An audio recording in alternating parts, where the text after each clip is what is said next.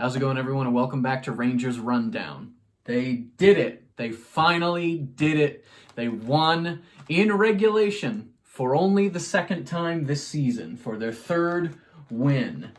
They defeat the Penguins, the fourth time they've met this season. 2 losses, 1 overtime loss, and now finally a victory. Finally a victory.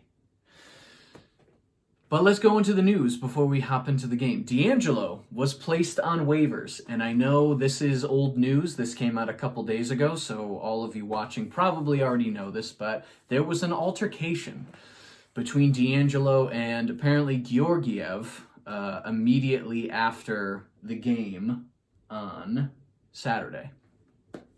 DeAngelo was on the ice for that overtime winner from Crosby. It was kind of a soft goal for Georgiev to give up, but DeAngelo also missed his assignment on Crosby, which gave him the space to score the goal. DeAngelo, I think, gave Georgiev a lot of flack for that, and Georgiev just wasn't having it. I don't know all the details. Very few people probably do, but that was just the straw that broke the camel's back for this team in regards to DeAngelo. Jeff Gordon said in an interview, he said of DeAngelo, he has played his last game for the Rangers. So this organization is done with Tony. He was put on Rangers. No team wanted to pick him up. I'm not surprised. He's a defenseman that sucks at playing defense, and he's shown this season that he's not that good at producing offense anymore. I think he only had 2 assists in the 6 or 7 games that he played, and he was also -6. So he was on the ice for a lot of goals against, which just proves how bad he is at defense. Outside of the NHL, he's also kind of a pain. He's very outspoken, and there's rumors and stuff about, fake Twitter accounts and burner accounts and all sorts of stuff. I have no idea. But this isn't new. Like, DeAngelo has had a reputation of being super annoying since he got into the NHL. And I remember when the Rangers first got DeAngelo, one of my initial thoughts was, isn't this the guy that likes to hurl insults from the penalty box, like non-PC insults? So that if that's my first impression of a player, you're obviously not making a good impression. So we've seen the last of Tony DeAngelo, and in the long run, I think this is for the good. In the short term, this is probably going to hurt because Smith went down in the game tonight, and who knows if he'll be able to play on Thursday. The bottom of the defense core for this team is running pretty thin. So in the short term, this is going to hurt, but in the long term, I think this is going to be fine. Shesterkin was in net tonight. Kakko was not in the lineup. He is in COVID protocol, hopefully only for tonight, but we don't know the details. In an interview, Jeff Gordon said he's fine. He's just in COVID protocol. The lineups for tonight, we see a few new faces in the lineup tonight because Johnson, Hedl, and Blackwell are all injured. So first line, Lafreniere, Zibanejad, Buchnevich. Second line, Panarin, Strome, Kreider. Third line, D. Giuseppe, Howden, and Gauthier. We see Gauthier for, I think the second time this season. I think he played opening night. I could be mistaken, but he definitely, if he played opening night, he hasn't played since then. So we see Gauthier for, one of the first times this season. And then the bottom line, Lemieux, Rooney, and Brodzinski, who was also called up from the taxi squad to take the place of, I guess since Kakko and Blackwell are both out of the lineup tonight, so they had to call up an extra guy. Miller and Trouba, Lindgren, Fox, and then Bitetto and Smith was that bottom pair. Hopping into the game, first period, 3 minutes in, Gensel takes a slashing penalty, and Zibanejad, he's still snake-bitten. He's putting himself in the right spot. He's lining himself up for the one-timer shots, and he either misses or they get stopped by the goalie. He cannot score on the power play this season. And that, they won tonight, but Zibanejad needs to get started. He only has 2 or 3 points this season, I think. And he went from having a crazy season last year to starting really slow, and he's probably still, recovering from COVID. His lung capacity is probably not back. He's missed He missed training camp, and he's still going.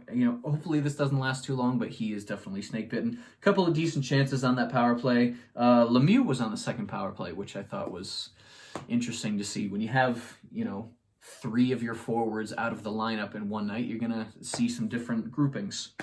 5:14, Igor had a pretty good save on an awkward bounce, so it was nice to see him having a good start to a game. A couple times this season he was a little slow to the start, but he was good. 6 minutes in, already 9 shots between the two teams, so they were shooting early, both teams. 9:05, Zucker gets a goal. Point shot bounce behind the net. I don't know what Shesterkin was doing.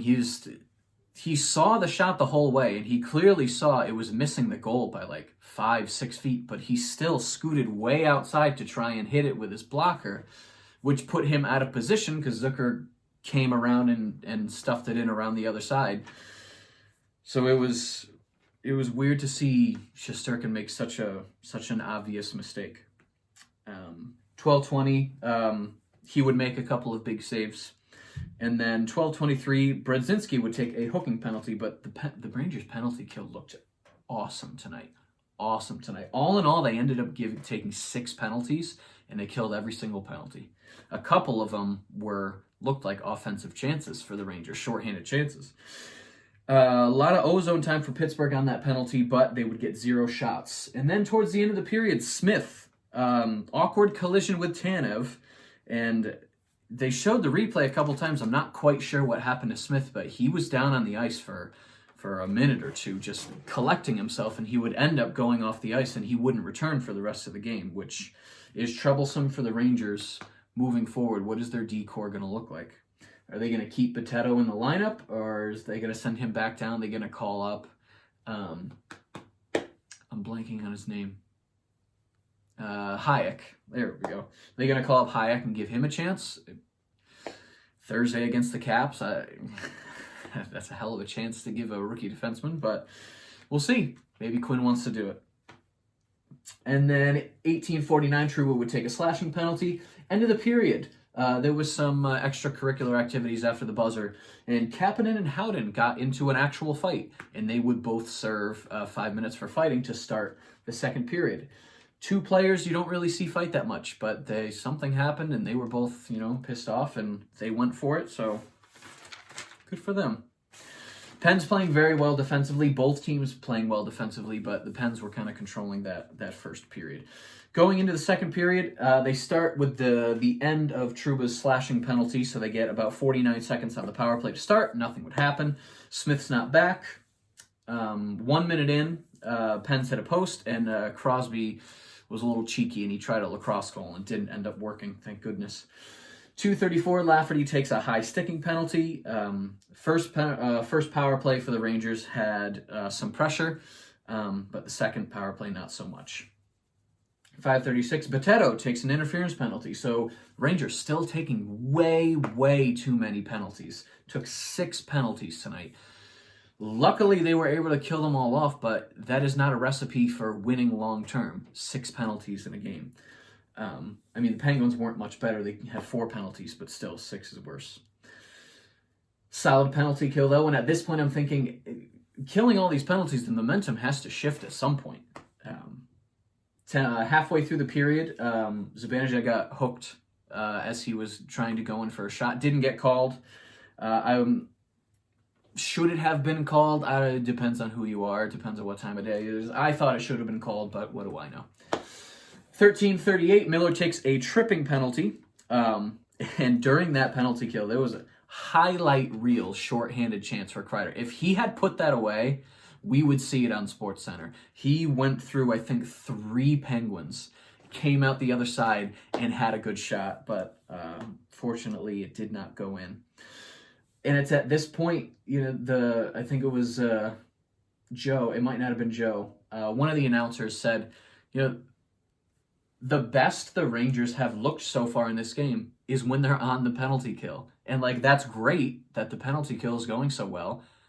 But if that's when they're looking their best, that's not so good. Miller had a breakaway right out of the box, but he missed it. And I think he had the room to squeeze it in. It might have just went off his stick. He was deking forehand, backhand. He tried to tuck it in, and he just missed. That would have been a great goal. 1642, Rooney would score a greasy goal in the crease. Rangers were on a delayed penalty, so it was 6-on-5. And there was just a scrum in the crease, and Rooney finally gets it into the net. So, it's tied 1-1 towards the end of that second period. Lindgren would take a tripping penalty, so for the second period in a row, the Penguins would have a power play to start the period. They started the second period with a power play. They wouldn't score on the power play at the end of the second period, so it trickles over into the third. They'd have about a minute of power play time beginning of the third period, but they wouldn't score. 3:49 in, Ruhwedel takes a slashing penalty. And on that power play, Kreider tipped it wide. First unit was on for about a minute 40. First unit, it looks so good on the power play. And Zibanejad, he can't buy a goal on this power play. He's got to be so frustrated. And then up until, and past halfway through this third period, Rangers are in control. They want to win this game. And they did. And it really showed in that third period. I was so happy that they were able to finally turn it around and put something together in a third period. And they notoriously have struggled in third periods this season. Before this game, they only had 2 goals in the third period. They doubled the amount of goals that they've scored this season in the third period tonight, because they scored twice in this third period. So now they've scored 4 times in third periods this season. Still not great, but hey, they doubled their goal totals. Not bad. 10:57, Ruhwedel will take his second penalty of the third period for delay of game, shot it over the glass, and the Rangers waste no time. 13 seconds into the power play, Kreider would score a deflection off of a Fox point shot for a power play goal, putting the Rangers up 2-1. And it's at this point, I'm thinking, great. Rangers are up by 1 goal in a third period for like the 6th game in a row. So I was happy they scored, but also super nervous because we've been here before. 11:46, Miller blocked a goal that would have went in. If Miller didn't block this goal, it would have been tied 2-2. He put himself in front of the net. Igor was down, like on the ice, so that the top half of the net was wide open. And Miller saw the shot coming, comes in front of the net, and he takes it off the body, blocks a sure goal. So Miller could be the reason they won tonight. So good for him. Rookie defenseman. Here we go. 14:26, Gauthier would take a holding penalty. And I'm sure at this point, Coach Quinn is like, what the hell, man? You finally get back into the lineup and you take... It was a stupid penalty. Stupid holding penalty. Luckily, the Rangers would kill that off. 2 minutes left. The Pens pull the goalie. And I think this is the first time this season that the Rangers have had a goalie pulled against them, because Lemieux shot for the open net and he missed. And I'm thinking to myself, this is weird.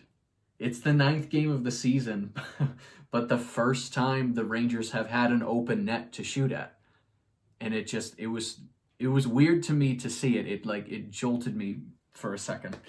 But at 19:59, 0.6 seconds left in the game, Panarin would score a goal, making it 3-1, and the Rangers would win in regulation against the Penguins. So shots in favor of the Penguins, 26-24. Face-offs. I think this is the lowest face-off percentage the Rangers have had in a game so far this season. 29.2%. That is abysmal. I'm shocked they were able to win this game with a face-off percentage that low. That is awful. Granted, Heedle's out, but still, Zibanejad's not much better. Power play, they win 1. That should be a 1 for 4. They went 1 for 4 on the power play. No. Yes, 1 for 4. Sorry. Hits 26-25 in favor of the Rangers. Blocks 20-13 also in favor of the Rangers. Final thoughts. Penalty kill was phenomenal tonight, and it kind of had to be. Penguins had 6 chances on the power play, and if even one of those went in, who knows if the Rangers would have scored. If they even gave up 1 power play goal, this game could have been completely different. They were rotating 5 defensemen for most of this game, and it didn't seem to slow them down. They were playing really well defensively. Considering how often they were on the penalty kill, and they were rotating 5 defensemen, I'm sure the players are exhausted, and they have 2 days off now. They've been playing every other day for like the past 5 games, but now they have 2 nights off. So they can rest, they can figure out what they're going to do defensively Thursday night against the Capitals. The trivia question for tonight, Panarin played his 400th NHL game tonight, and he has, after tonight, 427 points in 400 NHL games. And so the question, who are the 4 active players in the NHL who have scored more points than Panarin in their first 400 games? So of all active players in the NHL, Panarin has the 5th most points in 400 games. Who are the 4 players above him? I'll give you a second. This one's pretty easy. You could probably figure it out. Crosby, Malkin, Ovechkin, McDavid. Yeah, even if you know very little about hockey, 3 of those players, you probably know their names. So there you go. The next game is Saturday night against the Capitals. The game that the Rangers would have played at New Jersey on Saturday has been postponed due to COVID protocols. So after Thursday against the Caps, the Rangers get a nice long weekend to recover for their next game. But Thursday night is the next one. If you enjoyed this video and you'd like to see more videos like it, be sure to hit the subscribe button. Thank you so much for watching, and I will see you in the next rundown.